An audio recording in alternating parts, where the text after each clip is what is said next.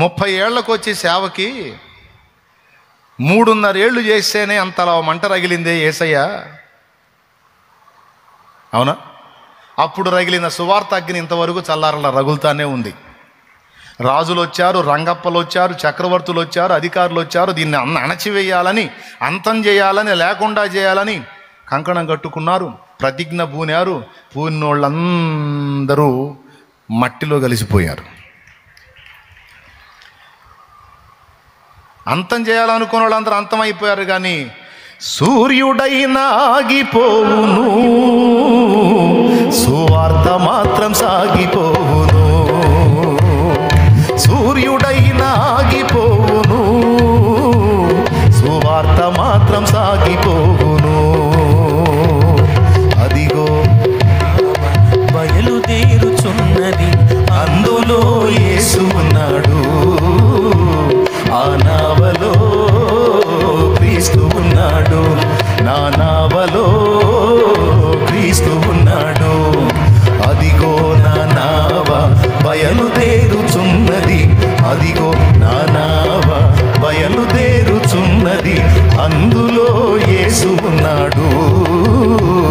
ఆ నావలో క్రీస్తు ఉన్నాడు, నా నావలో క్రీస్తు ఉన్నాడు. హల్లెలూయా, హల్లెలూయా. సువార్తను అణచివేయాలని, పరిశుద్ధ గ్రంథాన్ని లేకుండా చేయాలని, సేవకులను నాశనం చేయాలని, క్రైస్తవులను అంతం చేయాలని ప్రతినబూనిన చక్రవర్తులు ఎందరో చరిత్ర పుటల్లో కనుమరుగైపోయారు.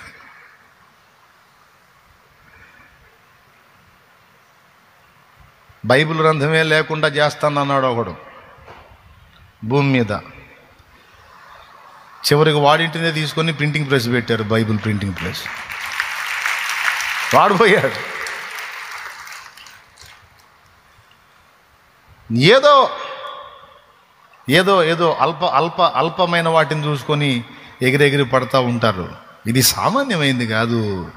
ఒక మనిషి ఆపితే ఆగిపోవటానికి, ఒక అధికారం అడ్డగిస్తే ఆగిపోవటానికి సర్వాధికారి శాసనం ఇది. ఎవరు? బలశౌర్యము గల నా యేసయ్యా, శతకోటి సైన్యములైన నీకు సాటియగుదురా. బలశౌర్యము గల నా యేసయ్యా, శతకోటి సైన్యములైన నీకు సాటియగుదురా. మారవే నీ సాహస కార్యములు ఎన్నడు, ధైర్యముగా నిన్ను వెంబడింతును. మారవే నీ సాహస కార్యములు ఎన్నడు, ధైర్యముగా నిన్ను వెంబడింతును. సర్వాధికారివి, సర్వజ్ఞుడవు, సంపూర్ణ సత్య స్వరూపివి నీవు. సర్వాధికారివి, సర్వజ్ఞుడవు, సంపూర్ణ సత్య స్వరూపివి నీవు. దివిలోనున్న ఆనందమును ధరణిలో నేను అనుభవింప, మహిమాత్మతో నన్ను నింపితివా, మహిమాత్మతో నన్ను నింపితివా. దివిలోనున్న ఆనందమును ధరణిలో నేను అనుభవింప, మహిమాత్మతో నన్ను నింపితివా, మహిమాత్మతో నన్ను నింపితివా. చాలామంది ట్రై చేశారు సువార్తను ఆపేయాలని.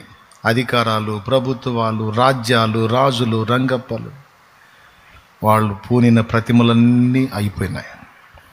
కానీ అప్పటి నుంచి ఇప్పటిదాకా యేసయ్య రగిల్చినటువంటి సువార్త జ్వాల ఇంతవరకు ఆరిపోలా. దాన్ని ఆపటం ఎవడి తరం కాదు కూడా. మహా అయితే మరికొంతమంది ప్రాణాలు తీస్తారు, మరికొన్ని చోట్ల అడ్డగిస్తారు, మరికొన్ని చోట్ల చట్టాలు చేసి నియంత్రణ చేయడానికి ట్రై చేస్తారు. అది ఎంతకాలం సాగిద్ది? ఇవన్నీ మనం క్రైస్తవ సంఘ చరిత్రలో ఎరగనివా? మూర్ఖులకు తెలియదు క్రైస్తవ్యం పుట్టుక, మతమూఢులకు తెలియదు క్రైస్తవ్యం పుట్టుక. క్రీస్తు శిలువ శ్రమలలోనే పుట్టె సంఘ కన్యక. ఘోరమైన శ్రమలైన మాకు కొత్త కాదురా, ఒరే ఘోరమైన శ్రమలైన మాకు కొత్త కాదురా. ఒక మనిషిని చంపితే 1000 మంది అగునురా, ఒక జ్యోతిని ఆర్పితే 1000 జ్యోతులు వెలుగురా.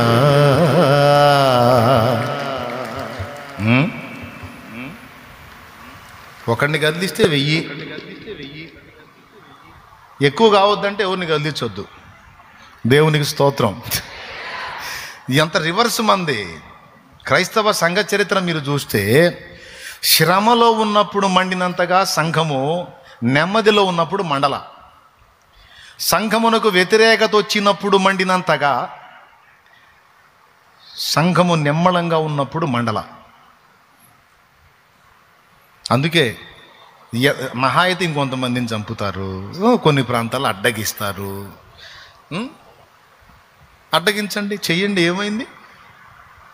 నడుస్తుంది, నడవలేండి. ఎంతకాలం నడిచిద్ది? ఇంకెంతకాలం? దగ్గరకు వచ్చిందిగా అందరికీ టైం. దేవునికి స్తోత్రం. చాలా సమీపానికి వచ్చింది, చాలా సమీపానికి వచ్చింది.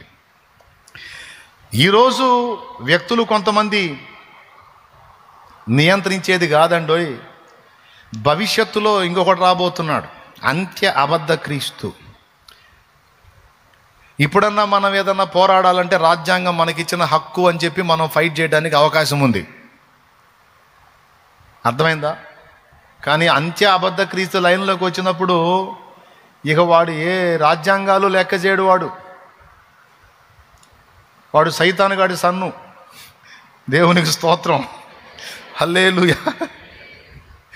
వాడు ఏ దేశమును, ఏ అధికారమును దేని లెక్క చేయడు. అన్ని చోట్ల వాడే అధికారి. అందరూ వాడికే మొక్కాలంటాడు. అది అలాంటి శాసనం రాబోతుంది ఇంకా కొద్ది కాలంలో. అర్థమైందా? అలాంటి వాడి టైంలోనే సువార్త ఆగదు. ప్రపంచ మొత్తాన్ని కూడా ఏలేటువంటి ప్రపంచ చక్రవర్తి, ప్రపంచ నియంత వచ్చి హుకుం జారీ చేసిన దినములలో కూడా సువార్త ఆగదు, ఆగదు. అది సువార్తకున్న శక్తి, సువార్తకున్న అధికారం, సువార్తకున్న పవర్, సువార్తకు కర్త అయిన దేవుని ప్రభావము. కొడద గడ్డు కొడ.